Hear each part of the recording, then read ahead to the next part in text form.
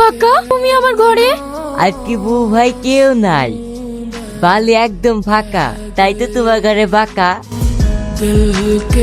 ছি, এটা তোর কাছ থেকে আমি আশা করিনি। লজ্জা নাই, ঘৃণা নাই, মান সম্মান কিছু রাখলো না।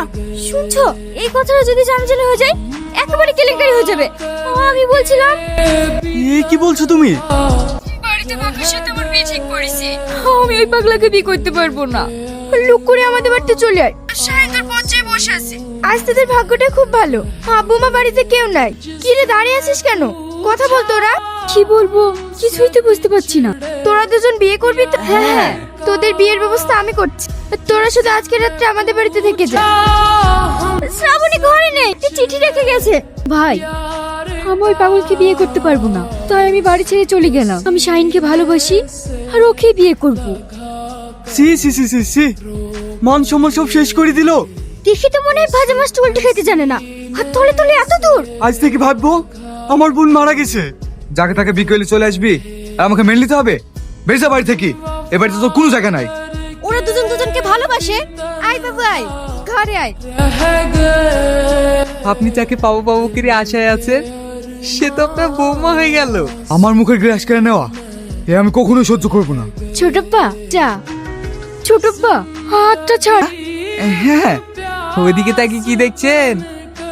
আর কোনো লাভ নাই, ওইটা আপনার বৌমা।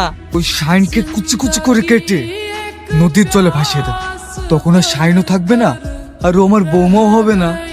তুমি মানুষ অমানুষ, নিজের ভাই পরিস্থিতিকে ছি ছি ছি ছি। তুই চুপ কর, তোর সাথে আমার জ্ঞান নিতে হবে নাকি? তা নাহলে তোর অবস্থা কিন্তু খারাপ হয়ে যাবে। কার অবস্থা খারাপ হবে আমি দেখছি। এক্ষুনি পুলিশ স্টেশনে ফোন করছি। কাকে ফোন করবি? এ চলে শাহিন। ছোট মা, ইউর আন্ডার অ্যারেস্ট।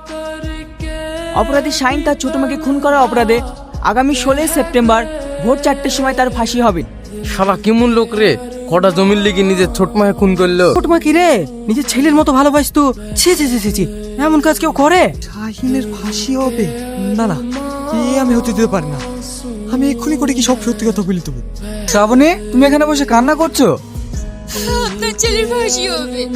আমি শাহিনকে ছেড়ে বাড়িতে একা থাকবো কি করি? আইন না তো কি হয়েছে? হ্যাঁ, আমি তো আছি, দরকার হলে আমি তোমাকে বিয়ে করবো। আপনি কি বলছেন? আপনি কি মানুষ? যা কিছু করেছি তোমাকে পথ জন্যই তো করেছি।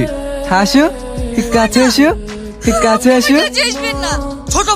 গোপাল কোর্টে গিয়ে আপনার সমস্ত কুকর্মের কথা বলে দিয়েছে। আপনার স্ত্রীকে খুন করার অপরাধে আপনাকে অ্যারেস্ট করলাম।